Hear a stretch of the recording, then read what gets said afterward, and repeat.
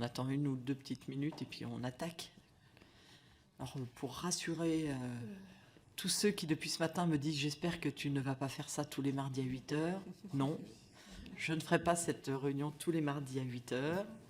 Soyons d'accord. Normalement, c'était programmé 8 h 30. Madame la ministre a des impératifs et devant se rendre au Sénat à 10 h. On n'aurait eu pas beaucoup de temps de discussion. Et donc, on a ravancé d'une demi-heure pour permettre à chacune et à chacun de pouvoir intervenir, à Madame la ministre de pouvoir répondre et d'essayer de frustrer le moins de monde possible. Voilà. Donc, ne vous inquiétez pas, ça ne sera pas tous les mardis matins à 8 h. Je vous rassure. Bonjour. Bonjour. Alors, c'est vrai. Non, mais on faisait patienter, ne vous inquiétez pas. Bonjour à vous.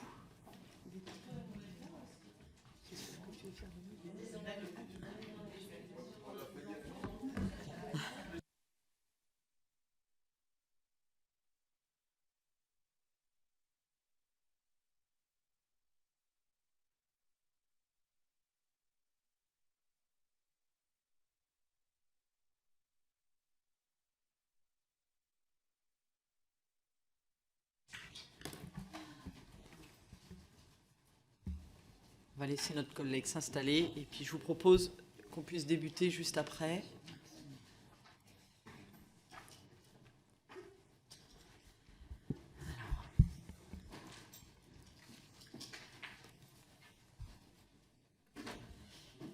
Madame la ministre, mes chers collègues, je suis heureuse de débuter les travaux de la délégation aux droits des enfants de l'Assemblée nationale par votre audition.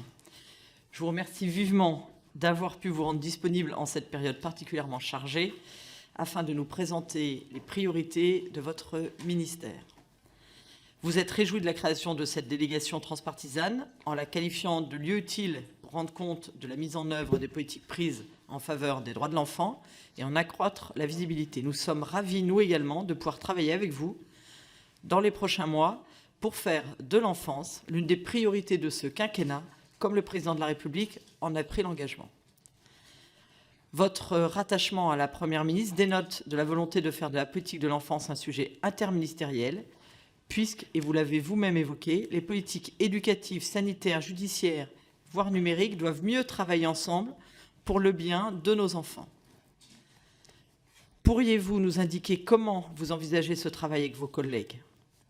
Les autres acteurs incontournables de cette politique sont les départements et les associations, qui œuvrent chaque jour pour le droit des enfants. Dans quelques semaines, une mesure que la commission d'information avait proposée en juillet 2019 et que nous avons votée au mois de février dernier sera mise en œuvre et rassemblera l'État, les départements et les associations. C'est la création du GIP France Enfance Protégée. Pouvez-vous nous faire un point d'étape de sa création ? L'actualité de ces derniers jours m'oblige à vous poser 2 questions. Suite au reportage diffusé sur M6, et même si de nombreux professionnels font merveilleusement bien leur travail auprès de ces enfants, et il faut le rappeler, on se rend compte qu'il y a encore à faire en matière d'aide sociale à l'enfance. Nous avons voté un texte en février dernier pour apporter des améliorations à cette politique, mais force est de constater que tous les décrets n'ont pas été publiés. Pourriez-vous nous indiquer quand les derniers seront publiés ? À la suite de ce reportage, vous avez également indiqué la mise en formation de 300 professionnels pour réaliser des contrôles. Pouvez-vous nous expliciter cette annonce ?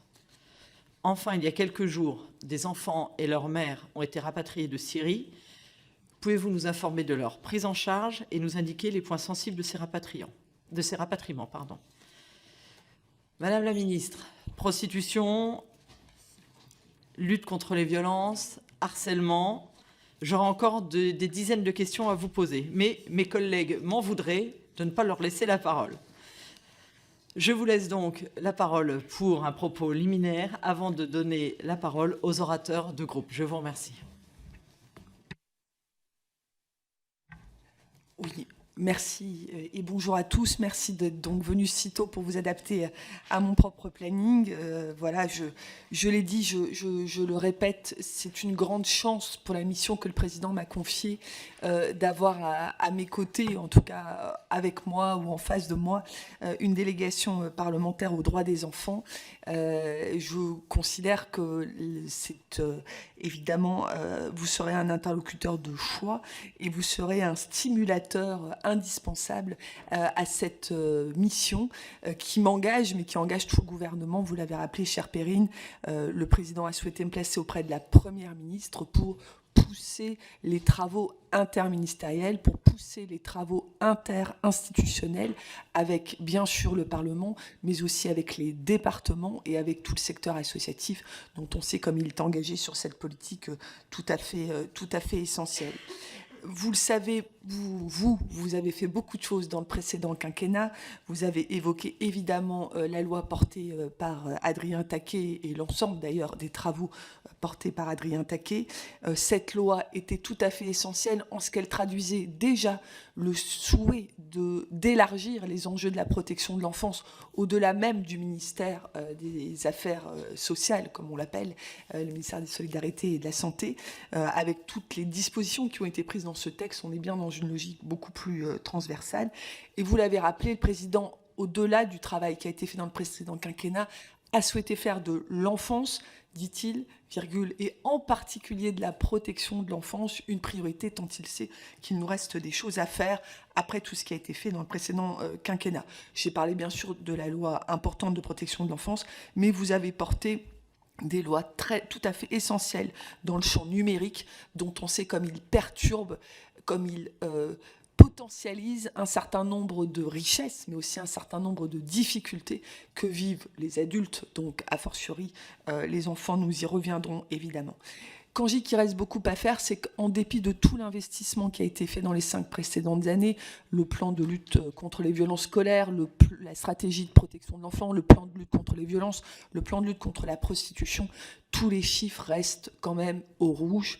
Voilà, je le redis, un enfant meurt dans le cadre familial tous les 5 jours. Rien que ce chiffre, on pourrait s'y arrêter et se dire comment on fait de manière très concrète pour que le processus de repérage des violences soit efficace et la prise en charge derrière la plus complète possible, avec toujours ce souci d'égalité des chances qui doit concerner tous les enfants. Hein. La Première ministre y est particulièrement attachée à cette idée d'égalité des chances quand on tire la mauvaise carte au départ dans des familles qui peuvent être ou bien négligentes ou bien violentes. Et bien sûr, tout ce que nous livre la Civis, qui doit nous interroger au plus profond de notre approche sociétale. Je crois qu'on a un enjeu qui dépasse même la loi, pardonnez-moi, mais un enjeu sociétal qui doit nous interroger à tous les niveaux de notre société. Et bien sûr, un dernier chiffre sur lequel je serai très engagée et qui m'emmène d'ailleurs assez loin dans l'interministérialité, qui est le fait qu'un quart des personnes sans domicile fixe sont d'anciens enfants placés, en tout cas l'été au précédent quinquennat. Donc je vais jusqu'au ministère du Travail, de la formation professionnelle et de l'insertion professionnelle, au ministère du Logement et évidemment à tout le champ des solidarités pour les jeunes adultes extrêmement important. L'actualité est bien sûr marquée par ce reportage de zones interdites. Vous avez raison, chère Perrine, il faut à la fois avoir conscience du prisme journalistique très particulier des magazines d'investigation. Hein. Je crois qu'il faut en avoir conscience, mais il faut aussi avoir conscience, d'une part, des défaillances qui persistent, et surtout, je trouve, derrière ce reportage que j'imagine vous avez tous vu, de ce point de bascule dans lequel nous sommes sur l'attractivité des métiers, qui fait qu'aujourd'hui, ce type de reportage, d'ailleurs, continue à miner, pardonnez-moi cette expression, hein, mais miner l'ambiance et contribue à se demander à quoi bon et l'efficacité du dispositif et le sens de ce que je fais. Hein. Je pense que ça contribue, hélas, à ça. Mais on est à un point de bascule où, par défaut d'attractivité, On a donc de moins en moins de monde et donc de moins en moins le temps de prendre les enfants avec une bonne prise en charge et surtout de moins en moins de temps de se parler et donc de se renforcer dans sa pratique professionnelle et de partager les diagnostics sur les enfants. Donc je n'aime pas trop être chat noir ou chouka, mais on est vraiment à un point de bascule dans lequel il faut se ressaisir à tous les niveaux, bien sûr au niveau de l'État, et nous y reviendrons, le renforcement de la place de l'État auprès des départements, sans évidemment contredire une phrase très concentrée du président qui évoquait la recentralisation de la protection de l'enfance, qui, je pense, serait aujourd'hui un travail qu'il faudrait conduire pendant une dizaine d'années, qui me paraît être à contre-courant à la fois du besoin de proximité et du besoin de territorialisation de politique publique. Pour autant, l'État ne doit pas aujourd'hui se sentir désengagé parce que les départements sont chefs de file. L'enfance n'est le monopole de personne. À partir du moment où un enfant va à l'école, où il a besoin de soins, où il a besoin du respect de ses droits et donc de justice, ce sont 3 secteurs régaliens qui ne peuvent pas se sentir déresponsabilisés par le fait que le département est chef de file de la protection de l'enfance. Et c'est tout le sens aussi de mon positionnement pour que les ministres, qui sont d'ailleurs investis chacun, mais qui ne se parlent pas nécessairement, reviennent sur les territoires, porter les engagements de l'État auprès des départements et bien sûr auprès du secteur associatif. Et on voit bien d'ailleurs la difficulté de ces émiettements de responsabilité et d'engagement. Voilà. Donc je compte évidemment énormément sur vous, à la fois pour stimuler cette interinstitutionnalité, cette interministérialité, pour éclairer les travaux du gouvernement. Et je peux vous dire que, étant là depuis 6 mois où pratiquement les choses vont très vite et la dispersion est un risque permanent, voilà, je le dis, hein, à partir du moment évidemment où on s'occupe potentiellement des 0-21 ans, on est en capacité de se disperser beaucoup. Donc j'aurais évidemment besoin de votre regard pour se reconcentrer sur les sujets évidemment tout à fait prioritaires.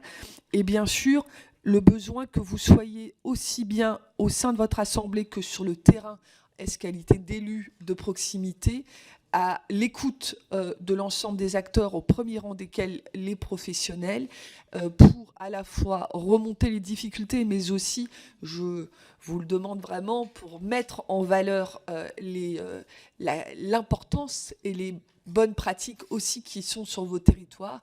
Et moi qui aime beaucoup aller au contact à la fois évidemment des enfants, qui sont le sujet principal de mon engagement, mais aussi aux côtés des professionnels, je serais absolument ravie de venir, et je dirais passionnément intéressée de venir au contact des difficultés et des belles histoires sur vos territoires. Je ne veux pas être trop longue. Nous pourrons aussi évidemment parler financement. C'est un de mes sujets aussi tout à fait, alors beaucoup plus technocratique, mais tout à fait essentiel.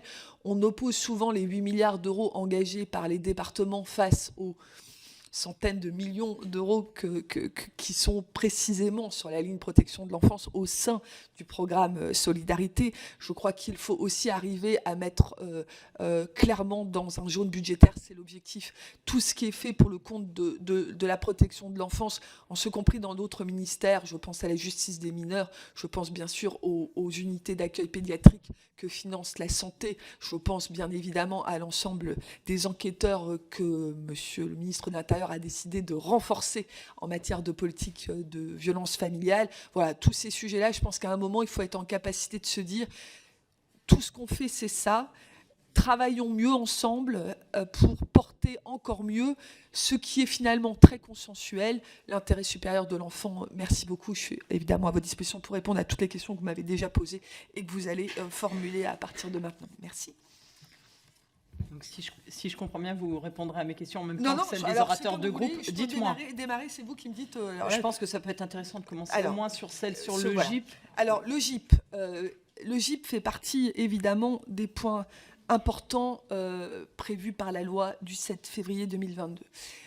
On voit tout ce qu'on attend du GIP, et je vais être aussi très sincère avec vous, tout ce que peut devenir ou pas le GIP. Il y a quand même un enjeu très fort derrière ce groupement d'intérêts publics qu'il faut bien mesurer. Le GIP essaye de faire, se présente comme le lieu dans lequel l'État, avec un grand E et avec toute la diversité que je viens d'évoquer, du ministre des Solidarités jusqu'au ministre de la Justice en passant par le ministre de l'Éducation nationale, les départements, et quand je dis les départements, vous le savez comme moi, ça représente l'ensemble des présidents des conseils départementaux, l'Association des départements de France ayant une vraie action de concertation, mais pas nécessairement de consensus, nous le savons tous, voilà.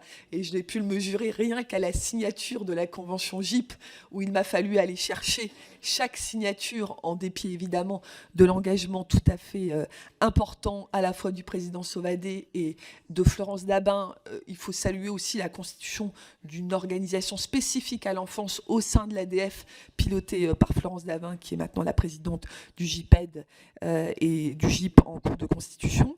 Et puis évidemment tout le secteur associatif, dont vous savez qu'il est lui aussi très riche, entre les associations engagées avec des véritables plaidoyers et les associations gestionnaires qui opèrent pour le compte des enfants, certaines d'ailleurs étant les deux, voilà, et avec des prismes évidemment respectables. Derrière tout ça, vous avez évidemment la responsabilité et la légitimité de l'État, vous avez la liberté de gérer de collectivités territoriales, et vous avez bien sûr la liberté associative. Autant vous dire que le GIP sera d'abord une instance de liberté avant d'être une instance évidemment nécessairement de convergence.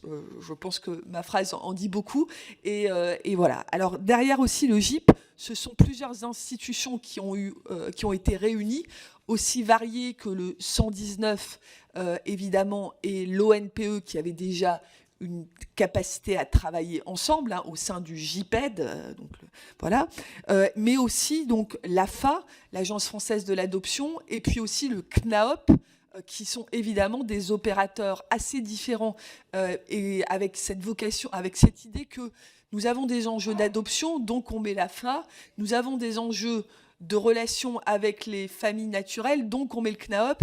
Tout ça, sur le papier, évidemment, est bien intentionné. Dans la réalité, pardonnez-moi cette expression, la mayonnaise ou la synergie, il va falloir quand même la faire naître, tout ça, avec la liberté des uns et des autres. Est associé aussi à ce GIP, comme vous le savez, le secrétariat du CNPE, Conseil national de la protection de l'enfance, qui, comme tous les conseils, a vocation à éclairer le gouvernement et qui se retrouve d'une certaine manière lié au GIP par son secrétariat. Les attentes du CNPE sont très fortes, c'est-à-dire qu'ils espèrent que notamment l'ONPE et le 119 viendront nourrir leurs travaux. Voilà. Et vous savez que le CNPE, notamment, est saisi actuellement de l'ensemble des décrets que nous avons préparés sur la loi du 7 février 2022, avec effectivement un besoin aujourd'hui d'industrialiser un tout petit peu nos travaux, parce qu'on voit bien qu'ils mettent très légitimement un certain temps à donner leur avis, et que parfois ça peut aussi retarder l'entrée en vigueur des textes. Donc une synergie quand même... je dis des synergies, beaucoup d'énergie avec des S qu'il va falloir mettre au sein de ce GIP. Alors, comme toujours, il y a des enjeux très simples, très juridiques, très administratifs et très financiers. A été désigné comme préfigurateur Pierre Stecker, qui avait des responsabilités très fortes au sein du département du 93. Il a été désigné à une période très simple qui était le mois de juin, vous savez, à cette période où les administrations étaient en stand-by et les ministres étaient eux aussi en phase transitoire. C'est un peu la difficulté de la loi du 7 février 2022, c'est quand même qu'elle est arrivée, comme tout le monde le sait, le 7 février 2022, qu'elle a mis une certaine pression au gouvernement pour que tout soit en œuvre dans les 6 mois, mais qu'il y avait une période entre les deux qui s'appelait les élections et les élections législatives. Voilà, donc la préfiguration, moi j'ai mis un tout petit peu de temps supplémentaire par rapport à la date du 7 août que le législateur nous avait pourtant imposé, pour éviter un peu les crispations, parce qu'évidemment, derrière les noms 119 ONPE, secrétariat général, il y a des personnes qui craignaient pour leur travail, qui craignaient pour leur avenir. Nous avons fait en sorte de faire converger les statuts vers le plus haut, hein, c'était déjà une ambition importante, que tout le monde soit payé sur une même grille. Ça paraît idiot, mais pour mettre de l'énergie et de la synergie entre les acteurs, il faut que les statuts soient convergents. Et puis évidemment, on a toujours ces problèmes d'organigramme. Quand vous fusionnez plusieurs services, vous avez des chefs dans tous les services, et en tant qu'une certaine rationalité, vous ne pouvez pas avoir autant de chefs que d'opérateurs. Donc là, on est effectivement en train de travailler à la fois, évidemment, l'engagement de toutes ces personnes qui étaient en responsabilité et bien évidemment une organisation cohérente pour évidemment procéder à cette pas rationalisation, à cette mise en commun des compétences et évidemment des responsabilités. Un sujet de budget. Aujourd'hui, il a été décidé, dans un contexte financier que vous savez riche, entre les départements et l'État, il a été décidé d'additionner les budgets de chaque instance, voilà, et d'y ajouter ce qu'on appelle d'abord entre guillemets les coûts de transition, c'est-à-dire qu'il va falloir adapter les locaux évidemment pour que tout le monde se rejoigne et mettre en place des administrations et un système informatique numérique commun, etc. Donc les frais de transition et puis les coûts nouveaux que vont constituer 3 missions nouvelles qui sont confiées au GIP, le fichier des assistants familiaux, donc des agréments familiaux, le centre de ressources que devient l'ONPE, et la 3e mission, c'est un deuxième fichier sur lequel j'ai un doute. Le fichier d'adoption, voilà, effectivement. Donc on a 3 missions nouvelles qui doivent être financées. Nous sommes restés quand même, pour le moment, évidemment, à notre place, c'est-à-dire que le budget du GIP sera évidemment validé par un conseil d'administration qui représentera les collèges qui sont composés donc des collèges, départements, État, associations et premiers concernés. Donc, entre guillemets, on a mis une situation à équivalence, augmenté un peu pour prendre en compte les charges nouvelles, mais l'ambition du nouveau GIP sera décidée au sein du GIP et pas par la secrétaire d'État à l'enfance, qui par ailleurs n'a pas de place au GIP, donc qui n'avait évidemment pas à préempter nécessairement la configuration du GIP. Mon objectif est que les assemblées générales se réunissent au mois de décembre pour que nous puissions fêter la nouvelle année en saluant la naissance officielle et effective du GIP. Voilà, on va essayer d'y arriver. C'est pas simple parce que je vous dis, j'insiste, derrière, il y a des gens, il y a des personnes qui travaillent et sur lesquelles il faut être évidemment extrêmement attentif. Je pense notamment à nos écoutants qui évidemment se considèrent aujourd'hui comme les oubliés du Ségur, eux aussi, et qu'il faut évidemment accompagner. Je sais qu'ils ont des revendications qui pourront se traduire dans les jours qui viennent par quelques manifestations qu'il faudra bien évidemment entendre. Merci Madame la Ministre pour ces informations sur ce GIP. Ce que je propose, c'est qu'il y ait un interlocuteur par groupe dans un premier temps pour que vous puissiez répondre et après on ouvrira bien entendu en fonction du temps. J'avais pour le groupe Renaissance Éric Pouillat comme interlocuteur. Alors je vous propose de se limiter à 2 minutes pour qu'on puisse avoir un maximum de sujets échangés. Merci Madame la Présidente. Madame la Ministre, chers collègues, tout d'abord, je tiens à me féliciter au nom du groupe Renaissance de la création de la délégation aux droits des enfants de l'Assemblée nationale. À l'initiative de la présidente de notre Assemblée, Yaël Braun-Pivet, notre délégation aura la charge d'informer les parlementaires sur toute question relative aux droits des enfants et de faire entendre ces droits dans les différents textes qui seront présentés auprès de notre Assemblée. Aide sociale à l'enfance, nous en avons parlé, lutte contre les violences intrafamiliales, mineurs non accompagnés, lutte contre le harcèlement scolaire et le cyberharcèlement, protection de l'enfance sur Internet, contre la pornographie ou la prostitution, accès aux soins, handicap et sans oublier aussi le rôle des parents. Ces nombreux enjeux sont cruciaux tant par les conséquences qu'ils peuvent avoir sur la construction de nos enfants, mais aussi sur ce qu'ils disent de notre société. Vous avez évoqué tout à l'heure la question du rôle de l'État. Je vous en remercie. Et effectivement, la construction d'un État territorial, pas forcément centralisé en vrai, est une belle ambition et l'enfance, certainement, peut-être un beau point de départ. Vous pouvez compter sur la volonté de notre groupe pour faire avancer la cause des enfants, comme nous l'avons démontré dans le précédent quinquennat. Protection de l'enfance, enfants influenceurs, code de justice des mineurs. Voilà, nous avons voté de nombreux textes avec motivation. Je voudrais juste revenir rapidement sur la question, sur le sujet début septembre qui nous a occupés lors de l'affaire dite de Noyelles-Soulins dans le Pas-de-Calais, où 3 majeurs issus d'une fratrie de 10 ans ont porté plainte contre leurs parents pour actes de maltraitance physique et psychologique. À cette occasion, Madame la Ministre, vous aviez souligné de réelles défaillances dans la coordination et l'échange d'informations entre les services. Alors, vous l'avez rappelé, la loi du 7 février 2022 prévoyait à titre expérimental l'instauration des comités départementaux pour la protection de l'enfance. Alors, au-delà des questions d'organisation que vous avez évoquées, pourriez-vous peut-être nous préciser les initiatives prises ou les premières volontés en termes d'initiatives pour valoriser ces comités auprès des départements et pour les accompagner dans leur mise en œuvre? Je vous remercie. Côté Rassemblement national, Madame, c'est vous qui prenez la parole, Madame Lavalette?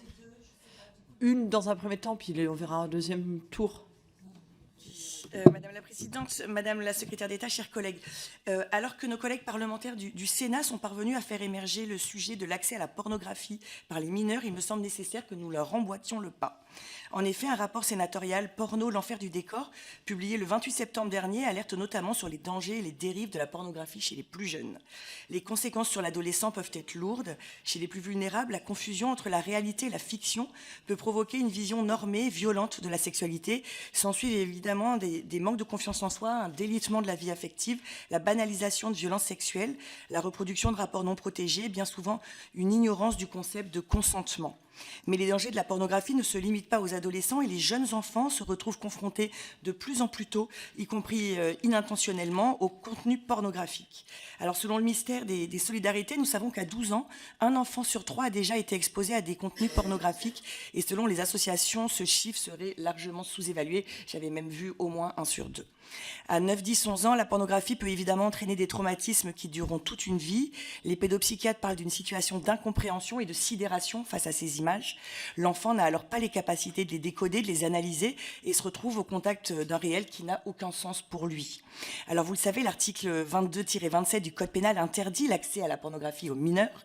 Pourtant, nous sommes toujours face à une interdiction de façade avec des mécanismes d'accès aux sites pornographiques beaucoup trop simplistes et d'autant plus avec l'affichage de pop-up contenant eux-mêmes des images pornographiques, alors même que l'enfant mineur n'a pas encore cliqué sur le bouton « J'ai plus de 18 ans ». Alors je vous le demande, Madame la Secrétaire d'État, allez-vous faire de ce sujet une de vos priorités? C'est à la fois la parlementaire et la mère de famille que je suis qui vous le demande, afin de protéger l'enfance et éviter un délitement de leur vie affective et sexuelle future. Je vous remercie. Merci, Madame Lavalette. Côté France Insoumise, j'avais normalement Monsieur Bernalicis n'étant pas là. Eh bien, allez-y, je vous en prie. Merci Madame la Présidente, Madame la Ministre. Dans une tribune, vendredi dernier, plus de 4000 soignants en pédiatrie ont alerté sur la situation intenable dans leur service. En cause, donc, l'arrivée des épidémies saisonnières et notamment celle de bronchiolite qui touche, je le rappelle, les plus petits. Là-dessus, Emmanuel Macron s'affole, dégage une enveloppe de 150 millions d'euros, mais à côté de ça, vous refusez de discuter le PLFSS en ayant recours au 49.3. Or, l'hôpital est en souffrance de manière systémique. On le sait, l'été, il y a les canicules, l'hiver, la grippe, les bronchiolites, car je le rappelle, cette épidémie est tout ce qu'il y a de plus banal et attendu. Donc, pourquoi cela n'a-t-il pas été anticipé? Là, on a des afflux massifs dans les services, des temps d'attente records pour les enfants. Les services d'urgence sont saturés à tel point qu'une quinzaine d'enfants ont déjà été transférés des réanimations d'Île-de-France parce que 15 à 20% des lits de pédiatrie sont fermés. Le ministre ose banaliser ces transferts alors que tout le monde comprend que quand on parle d'un tout petit en détresse respiratoire, le transporter à 100 km, déléguer l'intervention, ce n'est certainement pas sans conséquence. Et là, je ne parle même pas de la détresse des parents pour qui la distance s'ajoute à l'inquiétude.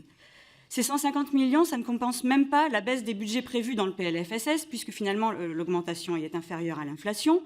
Et au final, c'est un pansement sur une jambe de bois. Parce que le vrai problème de fond, on le connaît de longue date, c'est le manque de lits, le manque de personnel, le manque de moyens, le fait qu'une spécialité qui faisait rêver avant, la pédiatrie, fait fuir aujourd'hui parce qu'il y a surcharge de travail, trop de pression, des horaires intenables, des salaires trop bas et finalement une perte de sens. Madame la ministre, la richesse d'un État, ce n'est pas sa capacité à faire des économies, c'est sa capacité à soigner sa population, et notamment les plus fragiles, au premier rang desquels nos enfants. Et là, le message des soignants est clair, nous mettons nos enfants quotidiennement en danger, ce sont leurs mots. Est-ce que vous mettiez tout à l'heure en avant votre rôle interministériel? Est-ce que vous avez un plan d'action pour la pédiatrie? Ou bien est-ce que vous allez être, comme avant vous, Adrien Taquet, une ministre sans moyens et donc sans résultats? Je vous remercie. Merci. Je donne la parole à Monsieur Portier des Républicains. Madame la Présidente, Madame la Secrétaire d'État, évidemment, on a des interrogations sur la pédiatrie, mais également sur la pédopsychiatrie, qui est un métier également central pour beaucoup des problématiques qu'on aura abordées dans le cadre de cette délégation. Comment jugez-vous aujourd'hui l'état de la pédopsychiatrie en France et également les moyens qui lui sont alloués? Beaucoup d'acteurs de terrain les jugent insuffisants, notamment du côté des départements. Est-ce votre cas? Ma question est ouverte, comme vous le voyez. Et qu'envisagez-vous en termes de financement et de formation pour répondre aux besoins du terrain? Merci. Merci de cette rapidité de questions qui est très efficace. Monsieur Balanant pour le Modem. Merci Madame la Présidente. Je vais essayer de faire rapide et efficace également.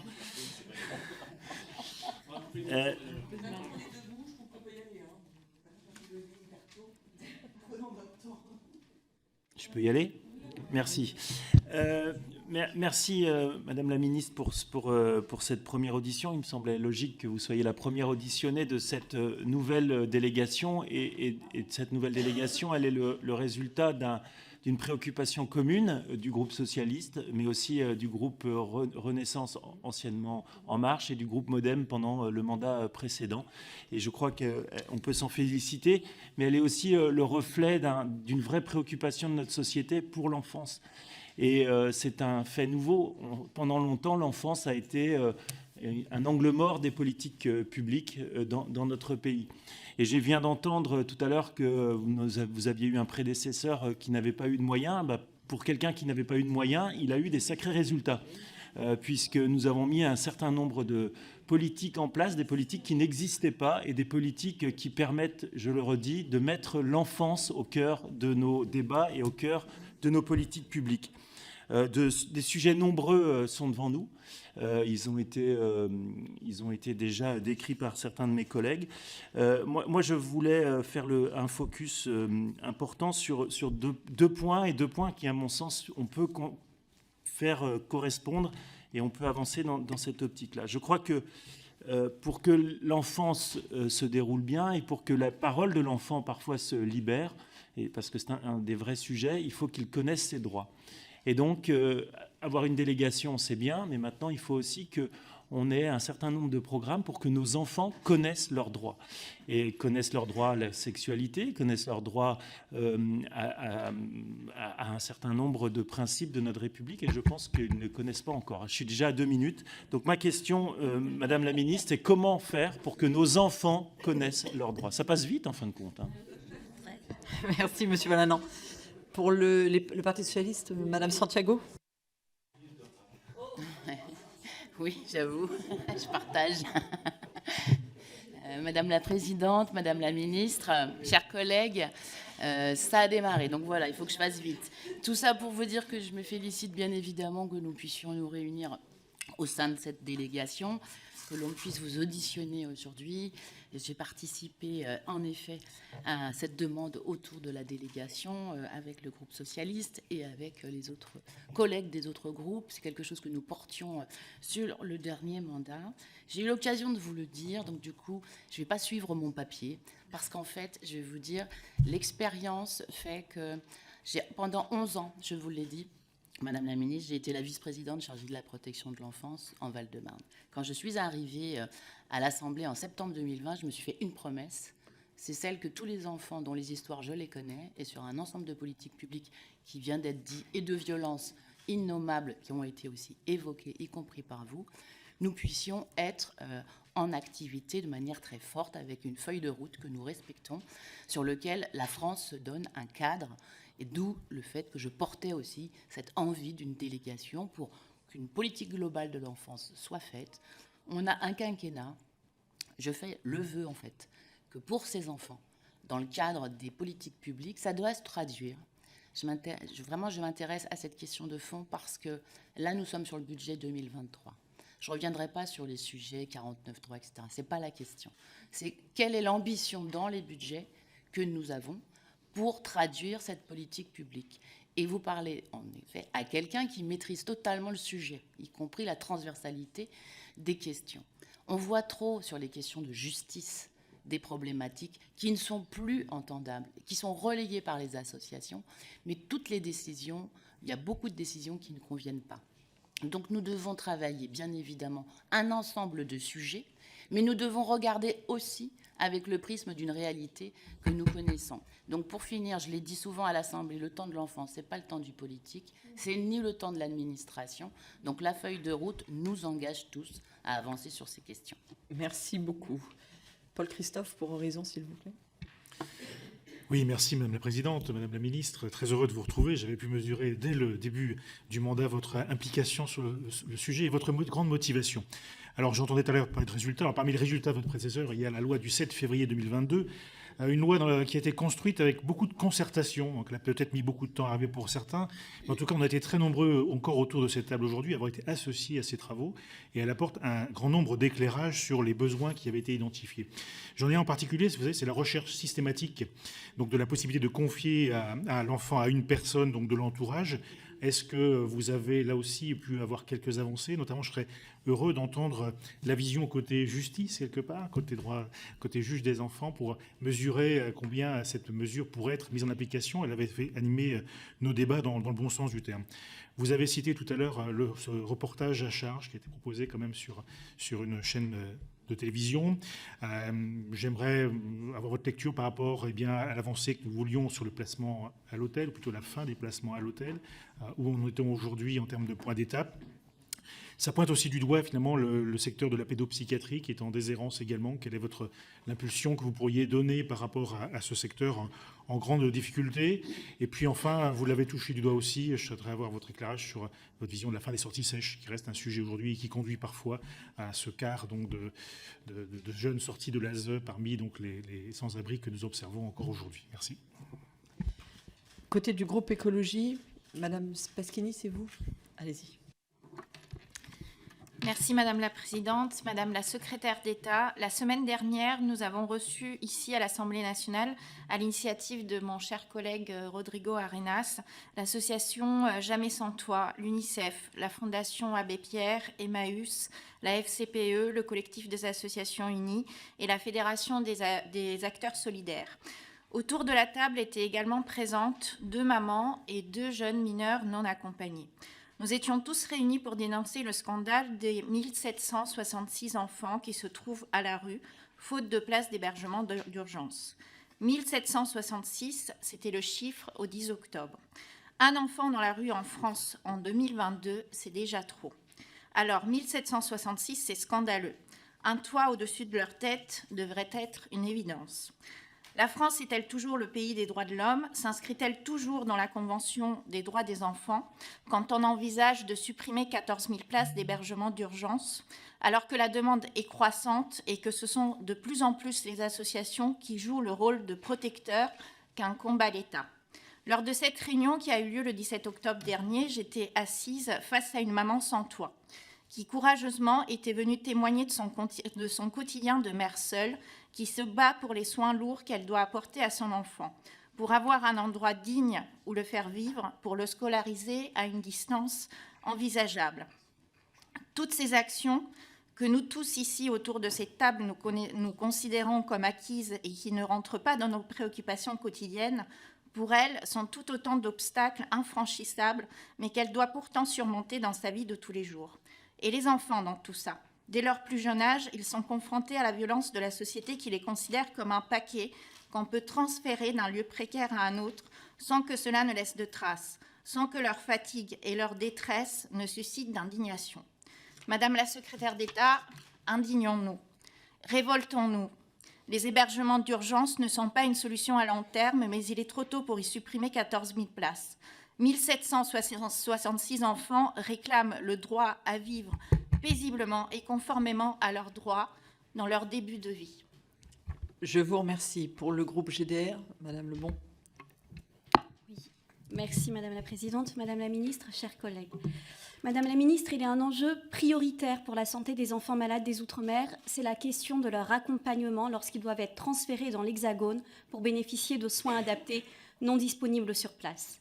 En effet, dans le cas où un enfant devrait partir vers l'Hexagone pour se faire soigner, la CGSS prend en charge le billet d'un seul parent en plus de celui de l'enfant. Toutefois, si les VASAN nécessitent la présence d'un médecin ou d'une infirmière, c'est le billet du personnel médical qui est financé, au détriment de celui du parent accompagnateur. Alors le département compense avec un autre billet d'avion, mais il faut bien comprendre que l'évacuation sanitaire d'un mineur malade, au point de partir se faire soigner à des milliers de kilomètres, suppose que l'enfant quitte tout ce qui est nécessaire à son équilibre et à sa guérison. Son autre parent, une fratrie, une famille, des amis, un territoire, un climat, des habitudes. Mes amendements en ce sens, pour réparer cette situation injuste dans le PLFSS, ont été jugés irrecevables car créant une charge. Mais le gouvernement peut se saisir du sujet et prendre des dispositions en ce sens. Il est également important de rappeler la situation de bilinguisme dans les Outre-mer et plus particulièrement à La Réunion, qui compte près de 81% de Réunionnais qui déclarent maîtriser le créole et certains ne maîtrisent que le créole. Dans nos territoires, nombreux sont les enfants victimes de maltraitance. Et lorsqu'ils appellent le 119, il y a un problème, vous l'avez saisi vous-même. Je vous donne un exemple, un enfant qui appelle le 119 et qui dit « Lila totos à moi ». Je ne sais pas qui, ici au national, pourrait lui répondre. Madame la ministre, quelle est votre position quant à la prise en charge de ces appels d'urgence en Outre-mer par des associations locales, plus à même de répondre aux besoins spécifiques à nos territoires, avec évidemment un accompagnement, une formation de la part de l'État? Je vous remercie. Merci beaucoup. Merci à tous pour ces questions. Madame la ministre, je vous propose de répondre déjà à cette première série de questions.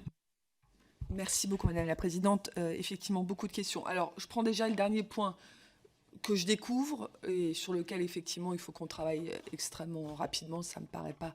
les deux derniers points, d'ailleurs. La question de l'accompagnement par les parents me paraît évidemment un droit fondamental et je vais revenir sur ces questions-là rapidement vers le ministre de la Santé. Et la question, évidemment, de l'accompagnement spécifique. Alors, le problème des Outre-mer, c'est qu'il y a de la spécificité partout, donc faire des mini 119 à chaque endroit ne serait pas nécessairement très simple, mais je pense que c'est un sujet, et je sais que vous voulez vous en saisir, Madame la Présidente, le respect des droits en Outre-mer, c'est vraiment quelque chose qu'on doit travailler spécifiquement, que ce soit pour des raisons de langue, de distance ou de culture, puisque cette approche, évidemment, des violences ne doit pas être traitée autrement que par la sanction, mais quand même approchée de manière spécifique. Alors, je vais essayer d'être rapide et en même temps complète. Vous m'avez posé la question, Madame la Présidente, et ça rejoint sur la question de la façon de travailler ensemble. Au niveau du gouvernement, au-delà de mon positionnement auprès de la Première ministre réunira le 21 novembre, au lendemain du 20 novembre, le comité interministériel de l'enfance. La première réunion se fera entre ministres impliqués dans l'enfance. Nous travaillons actuellement pour faire remonter l'ensemble de leurs priorités sur le champ de l'enfance pour que la Première ministre en ait une vision transversale et puisse établir les priorités et la feuille de route du gouvernement en matière d'enfance. Donc la date du 21 novembre est un moment important pour moi, mais aussi évidemment pour notre gouvernement, et nous permettra évidemment derrière de vous présenter une feuille de route portée par l'ensemble du gouvernement, animée par moi, avec un certain nombre de sujets que je porterai plus spécifiquement. Au niveau du territoire, je l'avais dit dans mes précédentes fonctions et je le redis, je pense que le Conseil départemental de protection de l'enfance est un lieu absolument à privilégier dont doivent se saisir les acteurs du territoire. Je suis extrêmement optimiste puisque depuis que je suis là et chaque fois que j'ai rencontré un président de département à qui j'ai proposé de mettre en place ce dispositif, ils sont extrêmement demandeurs, tant ils mesurent la nécessité de mettre autour de la table le président, le préfet, qu'il y a quand même une autorité territoriale incontestable pour nos politiques déconcentrées. Le recteur, la rectrice, l'ARS, le directeur, directrice de l'ARS et l'autorité judiciaire, probablement la personne du procureur ou de la procureure, pour pouvoir effectivement faire un diagnostic du territoire, état des lieux de notre jeunesse et de notre enfance, état des lieux des dispositifs à disposition, que ce soit en matière de protection de l'enfance, santé, etc., stratégie d'augmentation de l'offre, stratégie de contrôle et stratégie d'attractivité des métiers. Pour moi, il faut impérativement que ces sujets, bien sûr, éclairés, pilotés au niveau de l'État et des instances nationales dont vous faites partie, mais en même temps vraiment territorialisés. Par ailleurs, je pense que le CDPE doit se traduire aussi par la création de cellules de cas complexes qui existent parfois, mais qui doivent permettre de se saisir concrètement d'un certain nombre de situations à la demande de chaque autorité ou de chaque institution, pour éviter ces parcours absolument catastrophiques de gamins qui passent d'une situation à l'autre. Je n'aime pas tellement cette expression, mais de patates chaudes qui font que, parce qu'ils sont en difficulté, on les fait passer d'un dispositif à l'autre sans nécessairement de diagnostic partagé. C'est le seul moyen de lever ce secret dit professionnel qui, à mon avis, est souvent une manière de cacher l'absence de temps et l'absence d'endroit pour discuter concrètement des situations. Donc oui, le CDPE, pour moi, est un formidable levier. Évidemment, aujourd'hui, on en est à finaliser le décret. On attend évidemment l'avis du CNPE. Mais d'ores et déjà, dans certains territoires, les choses sont en train de se mettre en place. L'objectif est qu'un certain nombre de CDPE, dont celui du Pas-de-Calais, se réunissent dès le 1er janvier l'année prochaine pour mettre en œuvre ce dispositif.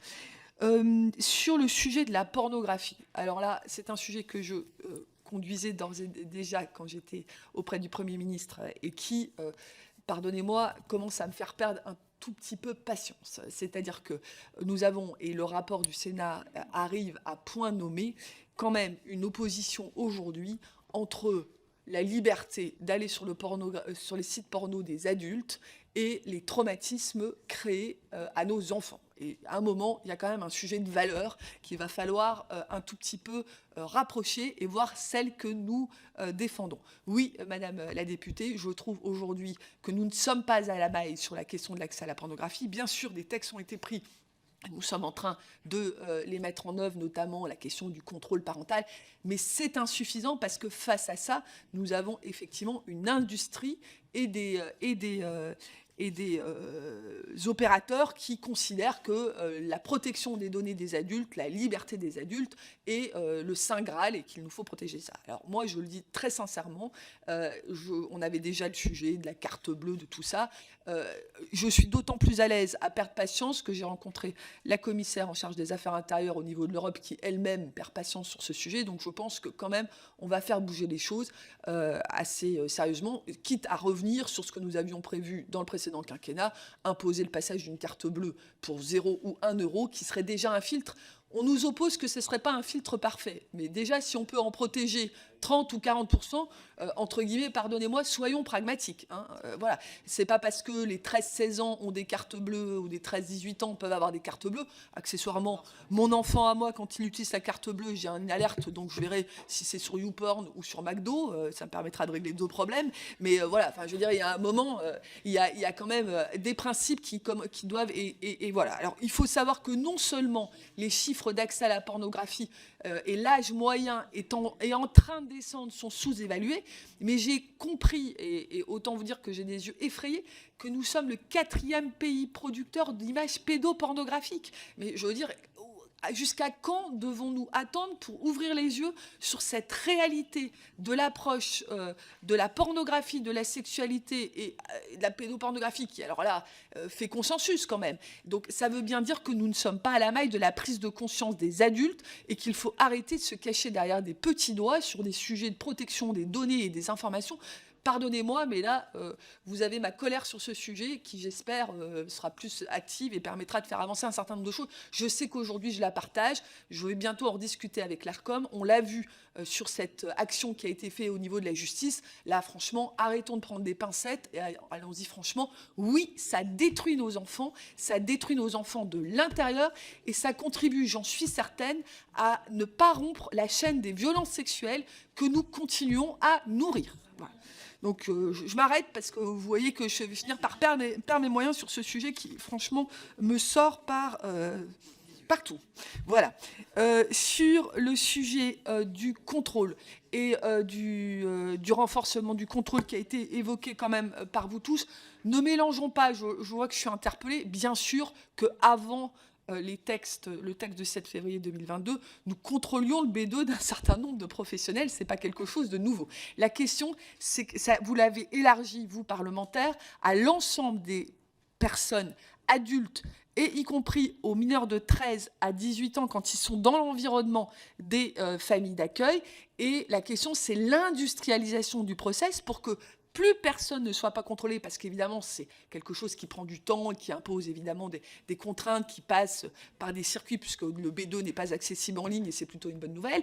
Et bien sûr, on l'a élargi au FIGES systématique. Donc ça, actuellement, nous sommes en train de finaliser un dispositif numérique pour que les choses se fassent rapidement et n'empêchent pas, évidemment, d'employer les gens, parce qu'une des craintes, c'est que le système s'arrête. C'est-à-dire, vous le savez, alors je ne suis pas favorable, évidemment, à l'intérim dans nos métiers, mais en tout cas, il faut évidemment que ce sujet du contrôle n'empêche pas la contractualisation rapide des professionnels. Donc, on est en train de mettre un dispositif accessible au département et à l'ensemble des acteurs qui permettront de mobiliser la sous-direction du casier judiciaire et du FIGES extrêmement industriellement, à la fois au moment de l'emploi, mais évidemment de manière récurrente, annuellement, tous les 2 ans, hein, on va voir pour pas trop surcharger les services RH, mais que régulièrement ça soit fait. Alors ça, c'est le contrôle de probité de l'ensemble des professionnels, mais aussi l'ensemble des bénévoles qui vont agir auprès de nos enfants dans les structures de placement et l'ensemble de l'environnement des familles d'accueil. Et puis, il y a le contrôle des services et des établissements. Certains départements y procédaient déjà. Certains services de l'État, je pense notamment à la protection judiciaire de la jeunesse, y procédaient déjà, mais de manière extrêmement ponctuelle, en général en pompier quand ça n'allait pas, ou sur des enjeux financiers, évidemment respectables, mais qui sont insuffisants. Il faut avoir des véritables plans de contrôle de la qualité de la prise en charge, pas uniquement de savoir si l'argent arrive au bon endroit et s'il n'est pas détourné, c'est déjà important, mais évidemment la qualité de la prise en charge. Pour ça, ça suppose un renforcement des services de l'État. Au PLF, j'ai demandé déjà aujourd'hui 31 fonctionnaires côté DGCS, 31 côté PJ, pardonnez-moi, 20 côté DGCS, pour que les équipes se structurent aux côtés des départements pour procéder à ces contrôles. Alors attendez, je reprends mes petites notes. Alors oui, on a un sujet d'éducation de nos enfants à tous les enjeux du droit, de la protection, de la sexualité, de la prévention, voilà. On demande beaucoup de choses à notre école et je trouve que, à nouveau, on demande beaucoup de choses à notre école de manière dispersée, des choses très légitimes, égalité homme-femme, prévention des discriminations, éducation à la sexualité, droit des enfants, etc., etc. J'ai demandé à la Première ministre, et les travaux ont démarré, pour qu'on remette peut-être à plat cette question-là, qui on sait crispe certains, l'éducation à la sexualité, une partie de nos familles considèrent que ça relève de leurs compétences et pas la compétence de l'État. Or, évidemment, on sait très bien que les enjeux de protection des enfants aujourd'hui justifient l'intervention de l'État et l'intervention des acteurs autour de l'État sur ces sujets-là. Donc, je pense qu'il faut que nous montions au-dessus de l'éducation à la sexualité sur une éducation au droit, à la vie affective et à la sexualité qui nous permettrait d'intégrer l'ensemble de nos enjeux, en ce compris quand même une approche de la parentalité que les parents découvrent au mieux 6 mois avant grâce à la politique tout à fait dynamique des 1000 premiers jours, parfois parce qu'ils ont une grand-mère ou une mère assez présente ou des parents assez présents sur ce sujet-là, parfois encore quand ils arrivent à accéder à des livres, Bible, de l'éducation à la parentalité, mais je pense qu'il faut insulfer la parentalité beaucoup plus tôt chez nos enfants. C'est aussi une manière de réaliser que les parents, sont pas nécessairement dans les bonnes méthodes de parentalité. Comment parler des violences éducatives ordinaires? Peut-être en parlant de la parentalité positive, et de l'évolution des enfants. C'est quoi un enfant? Qu'est-ce qu'il lui faut pour grandir? La sécurité affective, le respect de ses droits, etc., etc. Donc la mise à plat de l'éducation, de ce qui est transmis par l'école dans ces matières, dans ces champs, je pense qu'il est important. Je sais que le ministre de l'Éducation est ressorti très rapidement sur les sujets d'éducation à la sexualité parce que ça bloque, mais je pense qu'il faut qu'on remette un peu à plat, et je compte évidemment sur la délégation pour nourrir nos travaux. Il faut que ça devienne un enjeu vraiment au-delà pur de la sexualité, un enjeu d'éducation de nos enfants à leur vie d'adulte, au sens transversal de leur vie d'adulte. Vous vouliez peut-être... Non, ça va. Voilà. Pédiatrie. Pédiatrie, pédopsychiatrie. À la fois un sujet commun qui est bien évidemment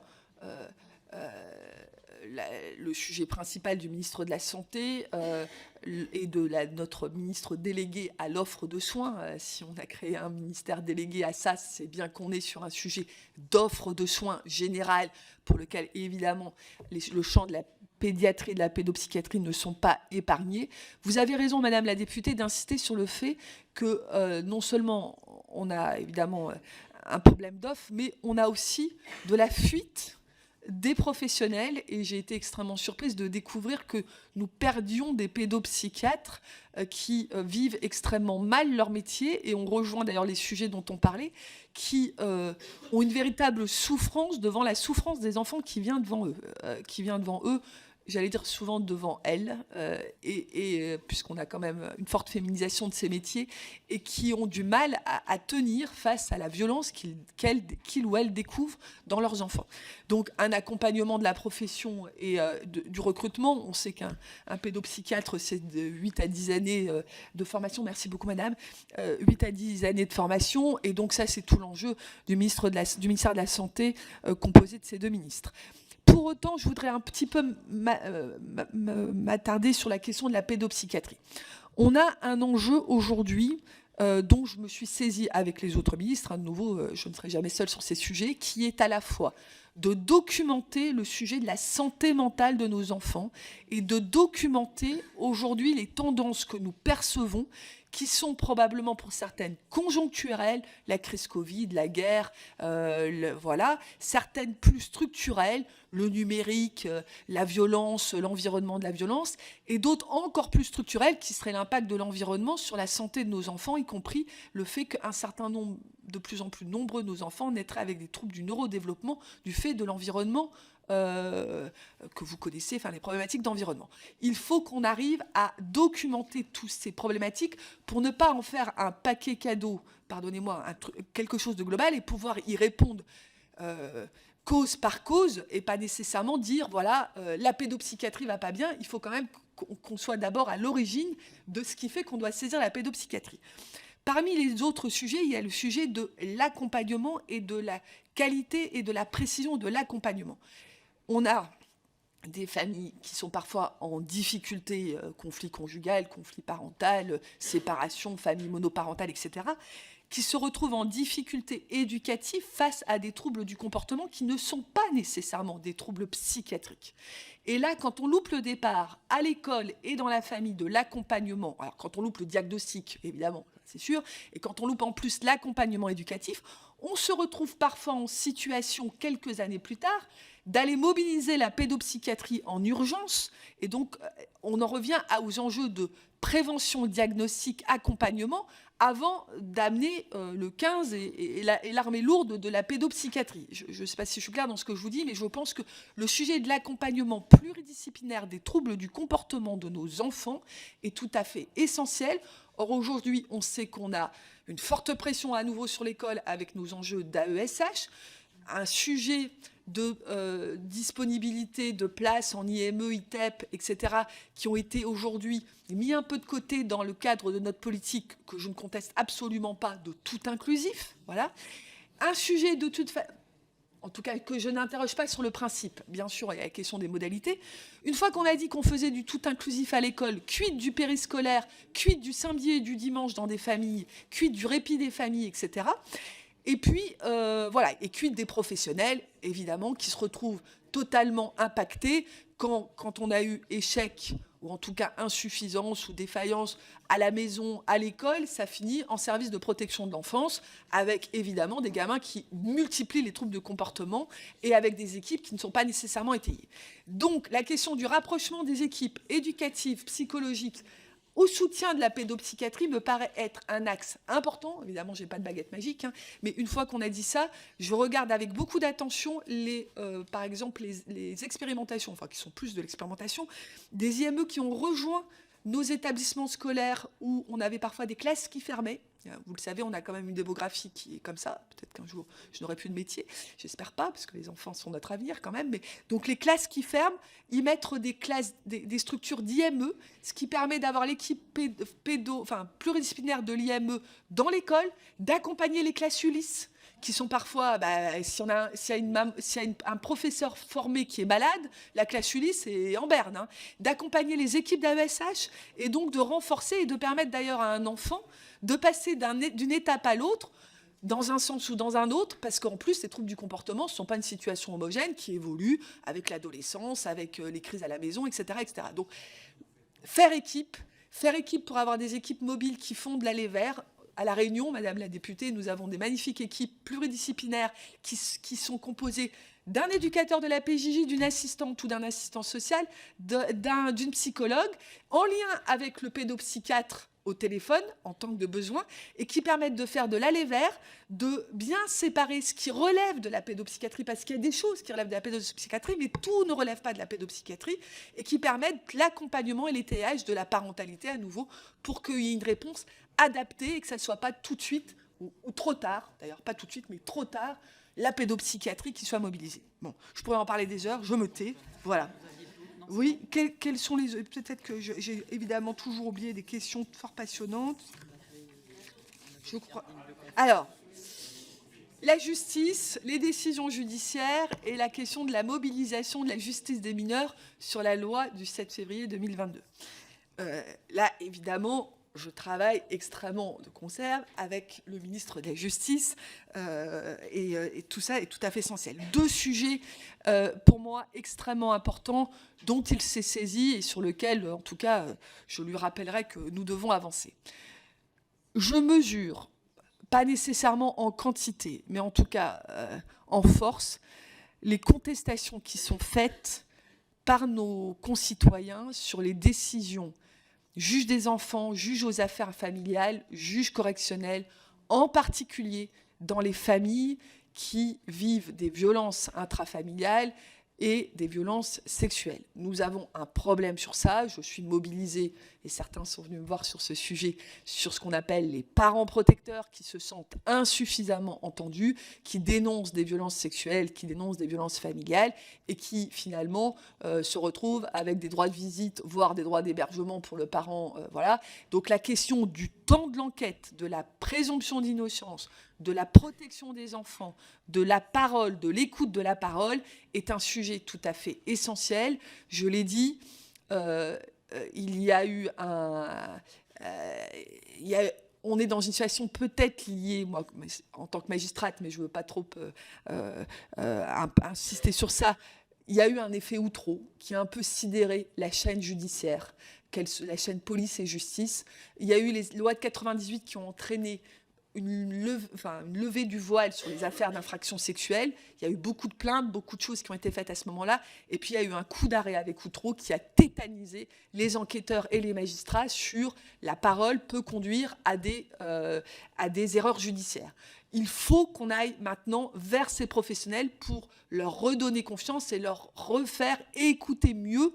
Ils le font beaucoup, mais écouter mieux la parole des enfants et des parents, parce qu'il y a une tétanisation dont il faut se sortir. Il faut un après Outreau, il faut un après Civise. La Civise aujourd'hui nous dit, nous n'écoutons pas assez les parents protecteurs et les enfants. Il faut arriver à bouger ces lignes qui sont très complexes. Nous avons un problème de coordination entre les différents magistrats qui agissent avec des offices différents. Le juge des enfants, ce n'est pas le JAF ce n'est pas le juge correctionnel. Pour autant, ils sont saisis des mêmes situations familiales assez inextricables.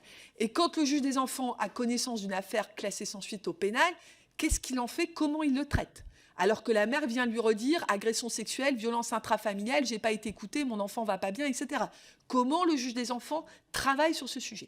Il faut que ces professionnels se saisissent de ça, accompagnés évidemment par le ministère de la Justice. On a un nœud là qui est en train de s'enfoncer, et on le voit aussi dans le travail social, où une des réponses protectrices des éducateurs qui se retrouvent face à ce conflit non géré, non blanchi, entre guillemets, non réglé, ils font aliénation parentale, parce que, alors, pas tous, hein, mais protection, la mère continue à me dire, mais madame, vous êtes totalement aliénée, on vous a dit que c'était pas vrai. Non, on vous a dit que ça tenait pas, qu'il y avait un classement sans suite parce que l'infraction était insuffisamment caractérisée. Ce n'est pas la même chose. Donc, il faut reprendre ça.